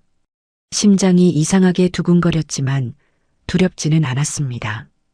오히려 해방감이 느껴졌죠. 저는 병원으로 가지 않았습니다. 제 발길이 향한 곳은 이 동네에서 가장 오래되고 가장 유능하기로 소문난 대박 공인중개사 사무소였습니다. 제가 이 아파트를 살 때도 신세를 졌던 곳이죠. 아니, 이게 누구요? 최 사장님 아니십니까? 요즘 식당은 어떠세요? 김 사장이 저를 보고 반갑게 맞이했습니다. 그는 제가 식당을 정리한 것을 아직 모르는 듯 했습니다. 오랜만이네요, 김 사장. 식당은 진작에 정리했어요. 오늘은 다른 일 때문에 왔습니다. 다른 일이라면? 저는 그의 맞은편 의자에 깊숙이 앉아 제 가방에서 등기권리증 사본을 꺼내 테이블 위에 올려놓았습니다. 이 집 팔려고요. 김 사장의 눈이 동그래졌습니다. 네, 이 집을요? 사장님 평생 모은 재산 1호 아니었습니까? 그걸 왜 파세요? 혹시 재원군한테 무슨 일이라도. 그런 거 아닙니다. 그냥 이제 저도 나이 들고 하니 다 정리하고 조용한 데로 가고 싶어서요. 아니 그래도 이건. 김 사장. 저는 그의 말을 잘랐습니다. 제 목소리는 낮고 단호했죠. 제가 지금 농담하러 온 거 아닙니다. 이 집 팔아주세요. 조건이 있습니다. 제 단호한 태도에 김 사장도 직감적으로 무언가 심상치 않은 일이 있음을 깨달은 듯 자세를 고쳐 앉았습니다. 첫째, 최대한 빨리 팔아야 합니다. 시세보다 조금 손해를 보더라도 현금으로 바로 치를 수 있는 사람이면 좋겠어요. 소위 말하는 금매로 내놓을 겁니다. 둘째, 그리고 가장 중요한 겁니다. 아주 조용히 진행해야 합니다. 절대 저희 아들 내외는 이 사실을 알아서는 안 됩니다. 네, 아드님 모르게 집을 파신다고요? 사장님 그건 내 집이고 내 명의입니다. 내가 팔겠다는데 문제될 거 없잖아요. 김 사장은 그저 제 요구대로만 해주시면 됩니다. 하지만 집을 보러 와야 할 텐데요. 식구들이 있는데 어떻게 몰래. 그건 걱정 마세요. 저는 미리 생각해둔 계획을 말했습니다. 아들 내외는 평일 낮에는 둘 다 출근합니다. 아침 9시부터 저녁 6시까지는 집이 비어요. 집 보러 올 사람은 무조건 그 시간 안에 하루에 한두 팀씩만 조용히 보도록 해주세요. 제가 그 시간엔 병원에 가 있든 산책을 하든 핑계를 대고 밖에서 기다리고 있겠습니다. 그리고 절대 오픈하우스 같은 거 안 됩니다. 동네에 소문나면 끝장이에요. 김 사장만 믿고 맡기는 겁니다. 김 사장은 제 얼굴을 한참이나 뜯어보더니 깊은 한숨을 내쉬었습니다. 알겠습니다, 사장님. 사장님이 그 정도까지 결심하셨다면 제가 이유를 캐물을 건 아니죠. 마침 이 아파트 이평수 현금 들고 대기하는 손님이 한 분 계시긴 합니다. 외국에서 들어오신 분인데 급하게 집을 구하고 계셨죠. 아마 시세보다 조금만 조정해 주시면 당장 계약하실지도 모릅니다. 잘 됐네요. 그분께 바로 연락하세요. 오늘 오후라도 당장 보여주실 수 있습니까? 오늘 오후요? 알겠습니다. 제가 시간 잡아보죠. 저는 김 사장에게 현관 비밀번호를 알려주고 부동산을 나왔습니다. 첫 번째 단추는 성공적으로 끼웠습니다. 제 다음 행선지는 은행이었습니다. 식당을 정리하고 받은 권리금과 퇴직금, 그리고 남편이 남긴 사망보험금까지 저는 그 돈을 한 푼도 쓰지 않고 차곡차곡 모아두었습니다. 재원이와 수진이는 제가 이 집 한 채가 전부인 돈 없는 늙은이라고 생각했겠지만 그건 그들의 엄청난 착각이었죠. 저는 주거래 은행이 아닌 집에서 한참 떨어진 다른 구의 은행 지점을 찾아갔습니다. 새로 계좌 하나 만들고 싶습니다. 그리고 다른 은행에 흩어져 있는 제 예금이랑 보험 전부 이쪽으로 모으려고요. 은행원은 제 나이와 행색을 보고 잠시 의아해했지만 이내 친절하게 업무를 처리해 주었습니다. 저는 그곳에서 인터넷 뱅킹과 OTP 카드까지 새로 발급받았습니다. 제 모든 자산을 한 곳으로 모으고 그들 모르게 관리할 준비를 마친 겁니다. 은행 일을 마치고 나오니 점심시간이 훌쩍 지나 있었습니다. 저는 근처 국밥집에서 뜨끈한 국밥 한 그릇을 시켜 먹었습니다. 얼마 만에 남의 눈치 안 보고 식탁에 앉아 편하게 먹는 밥인지 눈물이 날 것 같았지만 참았습니다. 오후 2시쯤 김 사장에게서 전화가 걸려왔습니다. 사장님, 방금 손님이 집 보고 가셨는데 아주 마음에 들어 하십니다. 말씀하신 대로 시세보다 조금 낮은 금매 가격을 말씀드렸더니 그 자리에서 바로 계약하겠다고 하십니다. 내일 당장 계약금 쏘겠답니다. 사장님, 듣고 계세요? 아, 네. 그렇게 빨리요? 네. 이런 급매물은 타이밍입니다. 어떠세요? 진행할까요? 저는 잠시 눈을 감았습니다. 제 평생이 담긴 집이었습니다. 하지만 망설임은 짧았죠. 네. 진행하세요. 내일 바로 계약서 쓰겠습니다. 잔금 날짜는 가장 빠른 날로 잡아주세요. 알겠습니다. 그럼 내일 오전에 사무실에서 뵙겠습니다. 전화를 끊고 저는 한참이나 그 자리에 서 있었습니다. 일이 너무나도 순조롭게 풀리고 있었습니다. 하늘이, 아니 먼저 간 내 남편이 저를 돕고 있다는 생각마저 들었습니다. 저는 그날 병원에서 검사받느라 지쳤다는 핑계를 대고 저녁 늦게 집으로 돌아갔습니다. 수진이는 소파에 누워 TV를 보다가 저를 힐끗 보더니 물었습니다. 검사 결과는 어떻게 나왔대요? 뭐래요? 저는 가장 지치고 가장 절망적인 표정을 지으며 대답했습니다. 심각하단다. 네. 뭐가요? 의사가 당장 큰 병원 가서 다시 검사 받아보라고 하더라. 아무래도 오래 못 살 것 같아. 제 말에 수진이의 표정이 순간 굳는가 싶더니 이내 알 수 없는 미소로 바뀌는 것을 저는 똑똑히 보았습니다. 그녀는 당황한 재원이의 팔을 꼬집으며 억지로 슬픈 목소리를 냈죠. 어머님, 그게 무슨 말씀이세요? 오진일 거예요. 네. 재원 씨, 그렇죠? 재원이는 엄마 그럴 리가라며 말을 더듬었습니다. 됐다. 나 피곤하니 들어간다. 내일도 병원 가봐야 하니 당분간은 나 찾지 말아라. 저는 제 방으로 들어가 문을 잠갔습니다. 문 밖에서 두 사람의 수군거리는 소리가 들려왔습니다. 잘 됐네. 오래 못 산대. 그럼 저 집 그냥 우리 거 되는 거 아니야? 수진아, 말 조심해. 그래도 우리 엄마인데.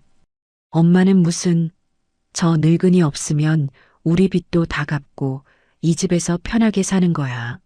어휴, 속 시원해. 저는 그들의 대화를 들으며 차갑게 웃었습니다. 그래, 마음껏 기뻐해라. 너희가 기뻐할 날도 이제 얼마 남지 않았으니까. 저는 그렇게 제 인생을 건 가장 은밀하고도 통쾌한 계획을 차근차근 진행하고 있었습니다. 그들의 탐욕이 제 예상보다 더 깊고 어둡다는 것을 확인하는 데는 그리 오랜 시간이 걸리지 않았습니다. 제가 시한부 행세를 시작하자 녀석들의 태도는 노골적으로 바뀌었죠. 더 이상 저를 더러운 균 취급하며 피하지 않았습니다. 대신 마치 곧 쓰러질 사람을 대하듯, 하지만 그 눈빛에는 숨길 수 없는 탐욕이 번득이며 제 주변을 맴돌기 시작했습니다. 다음 날 저는 약속대로 김 사장을 만나러 가기 위해 아침 일찍 집을 나섰습니다. 어제 시한부 선고를 받은 늙은이치고는 발걸음이 제법 굳건했죠. 수진이는 제가 현관을 나설 때까지 소파에 누워 눈도 마주치지 않았습니다. 병원 잘 다녀오세요라는 입에 발린 말조차 하지 않더군요. 제가 오늘 내일하는 마당에 잘 보일 필요도 없다고 생각했겠죠. 부동산 사무실에 도착하니 김 사장과 어제 집을 보고 간 부부가 저를 기다리고 있었습니다. 부부는 인상이 참 좋아 보였어요. 이런 사람들에게 제 집이 넘어간다는 것이 그나마 다행이라는 생각이 들었습니다. 사장님, 이분들이 어제 집 보시고 바로 계약하시겠다고 한 이 선생님 내외분이십니다. 아, 안녕하세요. 최말순입니다. 집이 낡았는데 좋게 봐주셔서 고맙습니다. 이 선생이라는 분이 웃으며 말했습니다. 아닙니다. 사모님, 집을 얼마나 깨끗하게 관리하셨는지 손볼 데가 하나도 없겠더라고요. 저희가 오히려 급하게 들어오게 되어서 죄송합니다. 저는 그 깨끗함이 누구 덕분인지 생각하며 쓴웃음을 지었습니다. 계약은 일사천리로 진행되었습니다. 김 사장이 며칠 밤낮으로 서류를 준비해 준 덕분이었죠. 저는 제 가방 깊숙한 곳에서 수진이가 그토록 찾아 헤매던 제 진짜 인감도장을 꺼냈습니다. 그리고 매매 계약서 위 매도인 최말순이라는 이름 옆에 망설임 없이 도장을 찍었습니다. 쾅 하고 도장이 찍히는 소리가 제 남은 미련을 끊어내는 소리처럼 선명하게 들렸습니다. 잔금 날짜는 이번 주 금요일로 하겠습니다. 괜찮으시겠습니까? 김 사장이 제안했습니다. 오늘이 월요일이니 불과 나흘 뒤였습니다. 네, 금요일이요? 저희는 좋습니다. 현금은 준비되어 있으니까요. 이 선생 부부가 흔쾌히 고개를 끄덕였습니다. 그럼 계약금은 지금 바로 사모님 계좌로 이체해 드리겠습니다. 잠시 후 제 주머니 속 낡은 휴대폰이 띠링하고 울렸습니다. 제가 어제 새로 만든 그 비밀 계좌로 제 평생 만져본 돈 중에 가장 큰 액수의 일부가 계약금이라는 이름으로 들어왔습니다. 저는 조용히 휴대폰 화면을 껐습니다. 모든 것이 순조로웠습니다. 그럼 금요일 오전에 이삿짐 센터랑 같이 오겠습니다. 잔금 치르고 바로 입주하는 걸로 알겠습니다. 네, 그렇게 하시죠. 그날 집이 좀 시끄러울 수도 있는데 양해 바랍니다. 저는 의미심장한 말을 남기고 부동산을 나왔습니다. 해가 중천에 떠 있었지만 제 마음은 오히려 차분했습니다. 이제 주사위는 던져졌습니다. 그날 저녁 저는 일부러 더 기운 없는 척 금방이라도 숨이 넘어갈 듯한 연기를 하며 집으로 돌아갔습니다. 아니나 다를까 재원이와 수진이가 거실에서 저를 기다리고 있더군요. 평소에는 거들떠보지도 않던 녀석들이었죠. 엄마, 왜 이렇게 늦게 왔어? 전화도 안 받고. 재원이가 걱정스러운 척 달려왔습니다. 어머님, 큰 병원은 예약하셨어요? 의사가 뭐래요? 수진이도 가짜는 연기를 펼쳤습니다. 저는 소파에 쓰러지듯 주저앉으며 한숨을 내쉬었습니다. 됐다, 다 소용없어. 의사가 마음의 준비를 하란다. 제 말에 재원이의 얼굴은 하얗게 질렸습니다. 엄마, 그게 무슨 말이야? 똑바로 말해봐. 하지만 수진이는 달랐습니다. 그녀는 재원이의 허벅지를 꼬집으며 왜 오버하냐는 듯한 눈빛을 보냈습니다. 그녀의 입꼬리가 미세하게 올라가는 것을 저는 놓치지 않았죠. 재원아, 엄마가 미안하다. 너 장가도 보냈으니 이제 다 됐다고 생각했는데.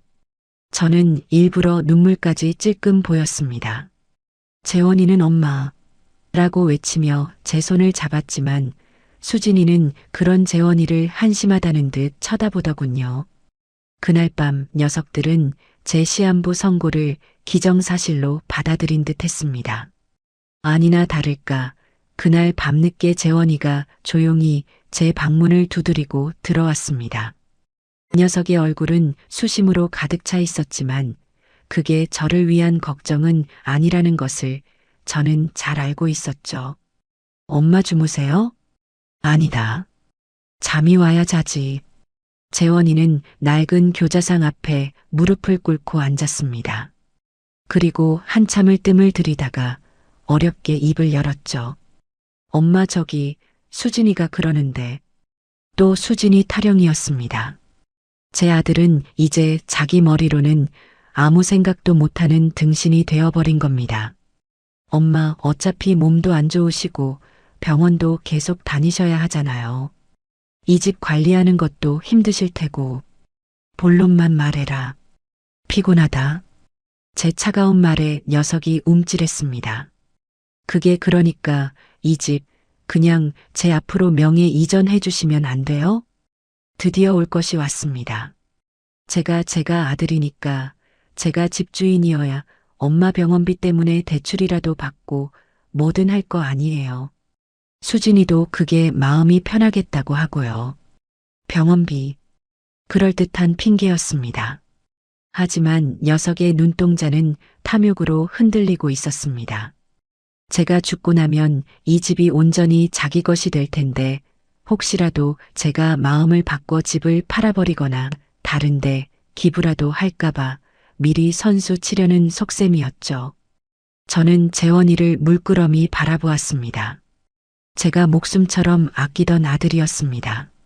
하지만 지금 제 앞에는 어미가 죽는다는데 병원비보다 집 명의를 먼저 걱정하는 낯선 남자가 앉아 있을 뿐이었습니다. 생각 좀 해보마. 머리가 아프다. 엄마, 지금 그게 나가봐. 피곤해. 재원이는 무언가 더 말하려다 제 단호한 태도에 입을 다물고 방을 나갔습니다. 저는 녀석이 문 밖에서 수진이에게 쪼르르 달려가 이실 찍고 할 것을 알고 있었습니다. 그리고 제 예상은 틀리지 않았죠. 재원이가 나가고 채 1분도 되지 않아 제 방문이 거칠게 열렸습니다. 수진이었습니다. 그녀는 재원이와 달리 조금도 숨길 생각이 없다는 듯 불타는 눈으로 저를 쏘아붙였습니다. 어머님, 지금 뭘 더 생각하신다는 거예요? 재원 씨가 저렇게까지 말하는데 내 집이다. 내가 생각해서 결정할 거야. 어머님, 수진이가 제 앞에 바싹 다가앉았습니다. 똑똑히 들으세요. 어차피 어머님, 저희가 모시고 살 거잖아요. 어머님 병수발 누가 하겠어요? 저 아니면 할 사람 있어요? 이 집 깔끔하게 저희한테 넘기세요. 그게 어머님도 편하고 저희도 어머님 정성껏 모실 수 있는 길이에요. 서로 좋은 게 좋은 거잖아요. 정성껏이라는 말에 힘을 주는 폼이 꼭 저를 협박하는 것처럼 들렸습니다. 싫다면? 제가 나지막이 묻자 수진이의 표정이 삽시간에 얼어붙었습니다. 그녀는 입꼬리를 비틀어 올리며 차갑게 웃더군요. 싫으시면요? 어머님, 지금 본인 상황 파악이 안 되세요? 의사가 마음에 준비하라고 했다면서요. 싫으시면 저희 그냥 분가할 거예요. 당장 내일이라도 짐 쌀 겁니다. 어머님 병원비요? 저희가 왜 돼요? 남편 빚 때문에 여기 들어와서 어머님 균덩어리 취급받으면서 산 것도 지긋지긋한데 이제 병수발까지 하라고요? 꿈도 꾸지 마세요. 그녀는 숨도 쉬지 않고 쏘아붙였습니다. 어머님이 이 집을 팔아서 병원비를 쓰시든 길바닥에서 죽든 아니면 그 좋아하는 요양원에 기어 들어가시든 저희는 이제 상관 안 할 거예요. 재원 씨도 당연히 제 말 따를 거고요. 저희는 어머님 다신 안 볼 겁니다. 평생이요. 이것이 제 며느리의 그리고 제 아들의 민낯이었습니다. 어미가 죽는다는데 집을 넘기지 않으면 병원비도 못 대주고 버리고 가겠다는 협박. 저는 더 이상 망설일 필요가 없었습니다. 저는 그들을 바라보며 아주 천천히 그리고 힘겹게 고개를 끄덕였습니다. 알았다, 알았어. 내가 졌다. 그렇게까지 말하는데 내가 별 수 있겠니? 너희 뜻대로 해주마. 서류 준비하거라. 제 말에 수진이의 얼굴이 환희로 활짝 펴지는 것을 보았습니다. 그녀는 기쁨을 감추지 못하고 재원이의 팔을 흔들었습니다. 맞죠, 재원 씨. 어머님이 허락하셨어. 진작 이러셨으면 얼마나 좋아요. 그녀는 당장이라도 춤이라도 출 기세였습니다. 그럼 제가 아는 법무사 통해서 서류 빨리 준비할게요. 어머님 마음 변하시면 안 돼요. 그래, 안 변한다. 내일 당장 처리하거라. 네. 어머님 푹 주무세요. 아이고, 속 시원해. 수진이는 콧노래까지 흥얼거리며 재원이를 끌고 방을 나갔습니다. 녀석들은 제가 증여 서류에 도장을 찍어줄 것이라고 철석같이 믿고 있겠죠. 저는 닫힌 방문을 바라보며 차갑게 웃었습니다. 그래, 너희 소원. 아주 비싼 값으로 들어주마. 너희가 그토록 원하던 그 서류가 너희 인생을 나락으로 떨어뜨릴 서류가 될 줄은 꿈에도 모르고 있겠지. 저는 그들의 승리에 찬 웃음소리를 들으며 금요일 아침이 오기만을 기다렸습니다. 다음 날 아침 수진이는 어젯밤의 흥분이 가라앉지 않은 듯 평소와 달리 아주 상냥한 태도로 제 방문을 두드렸습니다. 어머님, 주무셨어요? 아침 진지 차려드릴까요? 진지. 며느리 입에서 그 단어를 들어본 것이 얼마만인지 모르겠습니다. 제가 죽는다니, 집을 넘겨준다니, 그제야 제가 사람으로 보이기 시작한 모양이었죠. 됐다. 입맛 없다. 너는 법무사인가 뭔가 그거 알아본다더니 어찌 되었느냐. 아, 네. 지금 바로 만나러 가려고요. 어머님, 법무사님이 그러시는데 어머님 신분증이랑 제일 중요한 인감도장이랑 인감증명서가 필요하대요. 그것만 있으면 오늘이라도 당장 서류 접수할 수 있다던데. 수진이가 제 눈치를 살피며 말했습니다. 도장과 신분증, 제 모든 재산을 넘길 수 있는 가장 중요한 물건들이었죠. 그래, 그게 어디 있더라. 내가 늙어서 잘 모르겠네. 저는 일부러 기억이 안 나는 척 머리를 짚었습니다. 어머님, 그게 무슨 말씀이세요? 장롱 서랍이나 그런 데 없어요? 빨리 찾아보세요. 오늘 처리해야 한다고요. 수진이가 제 방으로 멋대로 들어와 서랍을 뒤지려고 했습니다. 가만두거라. 내가 찾는다. 저는 녀석을 제지하고 장롱 맨 아래 서랍, 낡은 편지함 속을 뒤적였습니다. 그리고 그 안에서 제가 시장에서 5,000원 주고 판 아무데나 쓰던 막도장을 하나 꺼냈습니다. 이건가? 수진이는 제 손에서 도장을 낚아채듯 가져갔습니다. 도장에 새겨진 최말순이라는 이름을 확인하고는 얼굴이 환해졌죠. 맞네요. 아이고, 어머님. 이걸 이렇게 깊이 숨겨두시면 어떡해요. 그럼 신분증은요? 신분증은 내 지갑에 있다. 저는 제 지갑에서 신분증을 꺼내 건넸습니다. 수진이는 그것들을 마치 전리품처럼 소중하게 자기 가방에 챙겨 넣었습니다.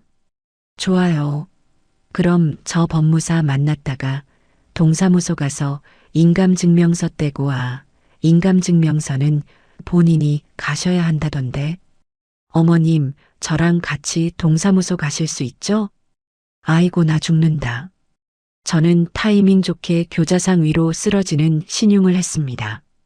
어제 너희랑 얘기하고 기운을 다 썼는지 도저히 한 발짝도 못 움직이겠다. 내일 가자. 응? 네. 어머님, 지금 그게 무슨... 수진이가 기가 막힌다는 듯 소리쳤습니다. 하지만 저는 눈을 감고 신음소리만 냈죠. 나 죽는다, 나 죽어. 아, 진짜. 이 중요한 때에. 아, 저 늙은이가 진짜. 수진이는 분을 이기지 못하고 제 방에서 발을 쿵쿵 구르며 소리쳤습니다. 하지만 곧 죽는다는 시어머니를 억지로 끌고 갈 수는 없었겠죠. 알았어요. 알았다고요. 그럼 오늘은 제가 법무사랑 서류 먼저 준비하고 있을 테니까. 내일은 아침 일찍 저랑 무조건 동사무소 가시는 거예요. 아셨어요? 그래. 내일은 꼭 가마. 수진이는 막도장과 제 신분증을 챙겨 들고 분이 안 풀리는 얼굴로 쾅 소리 나게 현관문을 닫고 나갔습니다. 저는 닫힌 문을 보며 조용히 웃었습니다. 그래, 수진아. 어디 실컷 뛰어다녀 보거라. 어차피 그 도장으로는 너가 할 수 있는 게 아무것도 없을 텐데. 저는 그녀가 그 막도장을 들고 법무사에게 갔다가 문전박대를 당하고 돌아올 모습을 상상했습니다. 하지만 그건 제 알 바 아니었죠. 수진이와 재원이가 모두 집을 비운 그날 낮. 드디어 제게도 기회가 왔습니다. 어제 시한부 연기를 하며 오늘을 위해 일부러 내일은 정말 못 일어나겠다. 병원도 못 가겠다고 밑밥을 깔아둔 터였습니다.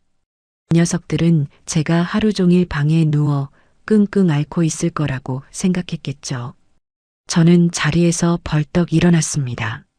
아픈 기색은 어디에도 없었죠.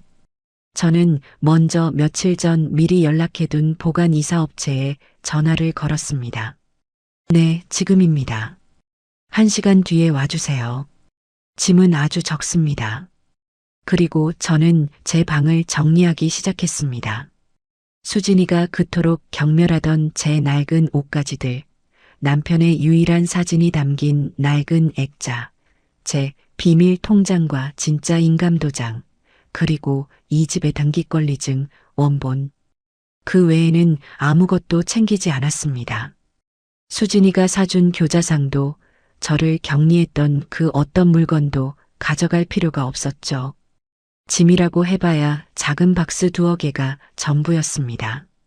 약속한 시간에 맞춰 작은 짐 보관이라는 스티커가 붙은 작은 트럭 한 대가 아파트 지하 주차장으로 조용히 들어왔습니다. 저는 인부 2사람과 함께 엘리베이터를 타고 짐을 날랐습니다. 모든 것은 30분도 채 걸리지 않았습니다. 이 짐은 금요일 오전에 제가 연락드리는 주소로 옮겨주시면 됩니다. 알겠습니다, 사모님. 그들이 떠나고 제 방은 텅 비었습니다. 서랍장도 옷장도 모두 비었죠. 하지만 겉보기에는 아무 티가 나지 않았습니다. 어차피 녀석들은 제 방문을 열어볼 생각도 제가 무엇을 가지고 사는지 관심도 없었으니까요. 저는 다시 침대에 누워 가장 고통스러운 표정으로 신음소리를 내기 시작했습니다. 아이고 나 죽는다. 아니나 다를까 저녁이 되어 돌아온 수진이는 불같이 화를 내며 제 방문을 열어젖혔습니다. 어머님, 지금 저 가지고 노셨어요? 이거 가짜 도장이잖아요. 법무사님이 이거 말고 인감도장 가져오셔야 한다고. 망신당한 거 알아요? 그리고 인감증명서는 본인이 직접 떼셔야 한다고요. 그녀는 제게 막도장을 집어던졌습니다. 내일은 정말 하늘이 두 쪽 나도 저랑 동사무소 가셔야 해요. 저 또 연차 썼으니까 딴말하기만 해봐요. 그땐 저 정말 어머님 머리끄덩이 잡고 끌고 갈 줄 아세요. 저는 덜덜 떨리는 목소리로 대답했습니다. 알았다. 내일은 꼭 가마. 수진이는 진짜 답답해. 라고 소리치며 문을 쾅 닫고 나갔습니다. 수요일, 목요일. 이틀의 시간이 지옥처럼 흘러갔습니다. 저는 내일은 가자, 아이고, 오늘은 도저히 안 되겠다라는 변명으로 시간을 끌었습니다. 수진이는 이제 폭발하기 일보 직전이었습니다. 그녀는 제 방에 밥도 넣어주지 않았습니다. 동사무소 가시기 전까진 국물도 없을 줄 아세요. 라며 으름장을 놓았죠. 저는 며칠 전 사다 둔 빵으로 허기를 채우며 버텼습니다. 굶어 죽어도 이틀 뒤면 끝이었습니다. 목요일 밤 수진이가 제 방에 마지막 통첩을 하러 들어왔습니다. 어머님, 내일 아침 9시입니다. 9시까지 현관에 안 나와 계시면 저 정말 구급차 불러서 어머님 병원에 쳐넣어 버릴 거예요. 명예 이전이고 뭐고 그냥 금치산자 신청해 버릴 거라고요. 아셨어요? 금치산자. 제정신이 아닌 사람으로 만들어 재산을 빼앗겠다는 소리였습니다. 참으로 제 며느리다운 발상이었죠. 저는 앙상한 팔을 들어 그녀를 가리키며 말했습니다. 그래, 내일 아침 9시에 꼭 가마. 약속한다. 흥, 두고 보죠. 수진이는 의심의 눈초리를 거두지 않고 방을 나갔습니다. 저는 그날 밤 한숨도 자지 않았습니다. 텅 빈 방 안에서 낡은 침대에 누워 40년 전 이 집에 처음 이사 왔던 날을 떠올렸습니다. 남편과 재원이의 손을 잡고 얼마나 기뻐하며 이 현관문을 열었던가. 여보, 나 잘하는 거 맞죠? 당신도 이해해 줄 거죠? 저는 어둠 속에서 조용히 물었습니다. 대답은 없었지만 저는 이미 답을 알고 있었습니다. 드디어 금요일 아침이 밝았습니다. 운명의 날 금요일 아침이었습니다. 저는 동이 트기도 전인 새벽 5시에 눈을 떴습니다. 이틀간 빵 몇 조각으로 연명했더니 백가죽이 등에 붙은 것 같았지만 정신은 오히려 더 맑았습니다. 어젯밤 수진이가 내일 아침 9시라는 시한부 통보를 했었죠. 녀석들은 제가 그때까지 방구석에서 끙끙 앓고 있을 거라 생각했겠죠. 저는 텅 빈 옷장에서 유일하게 남겨두었던 제 옷 중에 가장 단정하고 깨끗한 외출복을 꺼내 입었습니다. 아파서 누워있던 늙은이의 모습이 아니었죠. 조용히 방을 나와 거실로 향했습니다. 안방에서는 재원이와 수진이의 숨소리가 고르게 들려왔습니다. 저는 곧장 부엌으로 향했습니다. 그리고 수진이가 저에게 접근을 금지했던 그 깨끗한 메인 냉장고 문을 활짝 열었습니다. 각종 유기농 식품과 밀키트 사이에서 쌀통을 찾아냈습니다. 저는 제 몫의 쌀을 씻어 밥솥에 앉혔습니다. 그리고 냉동실 구석에 박혀있던 마른 멸치와 다시마를 꺼내 냄비에 넣고 육수를 내기 시작했죠. 수진이가 기겁하던 냄새나는 음식. 제 마지막 만찬은 된장국이었습니다. 보글보글 구수한 된장 냄새가 깨끗하던 부엌을 가득 채우기 시작했습니다. 저는 그동안 서름이라도 풀듯 일부러 환풍기도 켜지 않았습니다. 밥이 다 되고 국이 끓어오를 무렵 저는 식탁으로 향했습니다. 의자는 3개뿐이었죠. 제가 앉을 자리는 없었습니다. 저는 망설임 없이 재원이가 앉는 자리에 놓인 의자를 빼서 앉았습니다. 그리고 보란 듯이 밥과 국을 식탁에 차려놓고 숟가락을 들었습니다. 바로 그때였습니다. 킁킁, 아, 이게 무슨 냄새야. 안방 문이 벌컥 열리며 수진이가 머리를 쥐어뜯으며 뛰쳐나왔습니다. 그녀는 부엌 식탁에, 그것도 재원이 자리에 버젓이 앉아 밥을 먹고 있는 저를 보고는 그대로 얼어붙었습니다. 어머님? 지금 뭐 하시는 거예요? 저는 고개도 들지 않고 밥 한 숟갈을 크게 떠 입에 넣었습니다. 밥 먹는다. 아니, 누구 마음대로 그 식탁에 앉으래요. 그리고 그 냄새는 또 뭐고. 당장 안 일어나세요. 수진이가 제게 달려와 숟가락을 빼앗으려 했습니다. 저는 숟가락을 놓지 않고 그녀의 눈을 똑바로 쳐다보았습니다. 내 집에서 내가 밥 먹는데 무슨 문제라도 있니? 제 목소리는 더 이상 죽어가던 늙은이의 것이 아니었습니다. 차갑고 단단했죠. 수진이는 제 달라진 태도에 순간 움찔했습니다. 뭐라고요? 내 집? 이거 오늘 당장 우리 집 될 건데. 어머님, 어제 약속 잊으셨어요? 9시에 동사무소. 약속? 아, 그거. 딩동. 제 말이 끝나기도 전에 현관 초인종 소리가 요란하게 울렸습니다. 수진이가 아, 누구야 아침부터. 재원 씨, 뭐 시킨 거 있어요? 라며 신경질적으로 현관 쪽을 바라봤습니다. 마침 잠이 깬 재원이도 무슨 일이야 엄마? 왜 거기 앉아 있어? 냄새. 라며 거실로 나오던 참이었습니다. 저는 숟가락을 천천히 내려놓고 자리에서 일어났습니다. 내 손님이다. 저는 멍하니 서 있는 두 사람을 지나쳐 현관으로 걸어갔습니다. 그리고 인터콤도 확인하지 않고 문을 활짝 열었습니다. 문 밖에는 제 예상대로 김 사장과 이 선생 부부가 서 있었습니다. 그리고 그들 뒤로는 파란색 작업복을 입은 이삿짐 센터 직원 대여섯 명이 늠름하게 대기하고 있었죠. 어머님, 이분들은 누구? 재원이가 당황해서 말을 더듬었습니다. 수진이는 이삿짐 센터 직원들을 보자마자 표정이 굳었습니다. 뭐예요? 저희 이사 안 가는데요. 잘못 찾아오셨어요. 김 사장이 정중하게 한 걸음 앞으로 나섰습니다. 잘못 찾아온 거 아닙니다. 사모님. 오늘 이 집 잔금 치르고 이사 들어오시는 날입니다. 여기 이 선생님 내외분이 새 집주인 되십니다. 네. 뭐라고요? 수진이와 재원이의 얼굴이 동시에 하얗게 질렸습니다. 수진이는 믿을 수 없다는 듯 저를 돌아보았습니다. 어머님, 이게 다 무슨 소리예요? 새 집주인이라니. 집을 팔았어요? 재원이의 목소리가 염소처럼 떨려 나왔습니다. 저는 제 평생 가장 환한 미소를 지어 보였습니다. 물론 그들에게는 악마의 미소처럼 보였겠죠. 그래, 팔았다. 거짓말 마세요. 어제 저랑 명예 이전하기로 약속했잖아요. 도장도 주고 신분증도.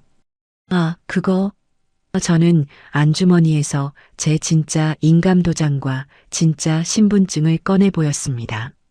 너가 가져간 건 그냥 시장에서 판 5,000원짜리 막도장이야.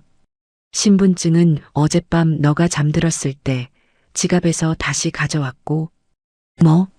수진이는 그제야 모든 것을 깨달았다는 듯 비명을 질렀습니다. 이 늙은 여우가 감히 우릴 속여? 재원 씨, 뭐해? 저 늙은이 안 맞고. 재원이는 완전히 넋이 나간 채 저와 이삿짐 센터 직원들을 번갈아 보며 중얼거렸습니다. 엄마, 어떻게 우리한테 이럴 수 있어? 집을 팔아? 저는 그런 아들 녀석에게 천천히 다가갔습니다. 내가 너희한테 어떻게 이럴 수 있냐고? 제 목소리가 거실에 울려 퍼졌습니다. 김 사장도 새 집주인도 이삿짐 센터 직원들도 모두 우리를 주목하고 있었죠. 그 말 너희가 나한테 했던 짓을 생각하고 다시 해보렴. 저는 수진이를 똑바로 바라보았습니다. 수진아, 너 그랬지. 나랑 같은 밥상에서 밥 먹기 싫다고. 냄새나고 더럽다고. 내가 이 집에 있는 게 역겹다고 했지. 제 말에 수진이의 얼굴이 새빨갛게 달아올랐습니다. 김 사장과 새 집주인 부부의 표정이 싸늘하게 굳는 것이 보였습니다. 그래, 내 소원대로 해줬다. 저는 활짝 웃었습니다. 너가 그렇게 손도 대기 싫다는 시어머니 밥상, 이제 평생 볼 일 없게 해줬어. 저는 어제 미리 현관에 빼놓았던 제 작은 짐 가방을 들었습니다. 여긴 이제 내 집 아니다. 너희도 마찬가지야. 저는 이삿짐 센터 직원들을 향해 고개를 까딱했습니다. 저기 안방이랑 건넌방에 있는 짐들. 저 두 사람 물건입니다. 싹 다 빼서 1층 화단 앞에 내려놔 주세요. 이분들이 새 주인이시니까 빨리 비워드려야죠. 네, 사모님. 직원들이 일사불란하게 빈 박스를 들고 안방으로 향했습니다. 안 돼. 수진이가 미친 사람처럼 소리치며 그들 앞을 막아섰습니다. 당신들 뭐야? 남의 집에 함부로 들어오지 마. 경찰에 신고할 거야. 이건 우리 집이야. 김 사장이 매매 계약서를 꺼내 들었습니다. 사모님, 법적으로 오늘부로 이 집 소유권은 이 선생님 부부에게 있습니다. 집행관 부르기 전에 좋게 나가시죠. 싫어. 못 나가. 재원 씨, 뭐 하냐고. 저것들 안 끌어내고. 하지만 재원이는 그 자리에 주저앉아 넋나간 사람처럼 엄마 엄마라는 말만 반복할 뿐이었습니다. 저는 그런 두 사람을 마지막으로 한번 쳐다보았습니다. 그리고 새 집주인 부부에게 정중하게 고개를 숙였죠. 이사 첫날부터 소란스럽게 해서 정말 죄송합니다. 짐은 금방 빠질 겁니다. 집 관리는 저 며느리가 아주 깨끗하게 해놔서 아마 손볼 곳도 없을 겁니다. 새 집주인 아주머니가 제 손을 잡으며 말했습니다. 아닙니다. 사모님 그동안 고생 많으셨어요. 저는 그 말을 끝으로 현관문을 향해 걸어갔습니다. 수진이가 제 머리채라도 잡을 듯이 달려들었지만 이삿짐 센터 직원이 앞을 막아섰습니다. 가지마. 이 늙은 여우야. 내 집 내놔. 당장 이 계약 취소하라고. 저는 문을 열고 나가려다 마지막으로 재원이를 돌아보았습니다. 아, 그리고 재원아. 너희가 그토록 원하던 너희 집에서 너희끼리 깨끗하게 한번 잘 살아보거라. 저는 덧붙이는 것을 잊지 않았습니다. 길거리에서 저는 그 말을 끝으로 지옥 같았던 그 집을 나왔습니다. 제 등 뒤로 수진이의 악에 바친 비명소리와 재원이의 절망적인 울음소리, 그리고 이삿짐 센터 직원들이 짐을 빼내는 소리가 뒤엉켜 들려왔지만 저는 단 한 번도 뒤돌아보지 않았습니다. 아파트 1층 현관을 나서자 눈부신 아침 햇살이 제 얼굴 위로 쏟아졌습니다. 저는 깊게 숨을 들이마셨습니다. 40년 만에 처음 맛보는 듯한 아주 달고 시원한 공기였습니다.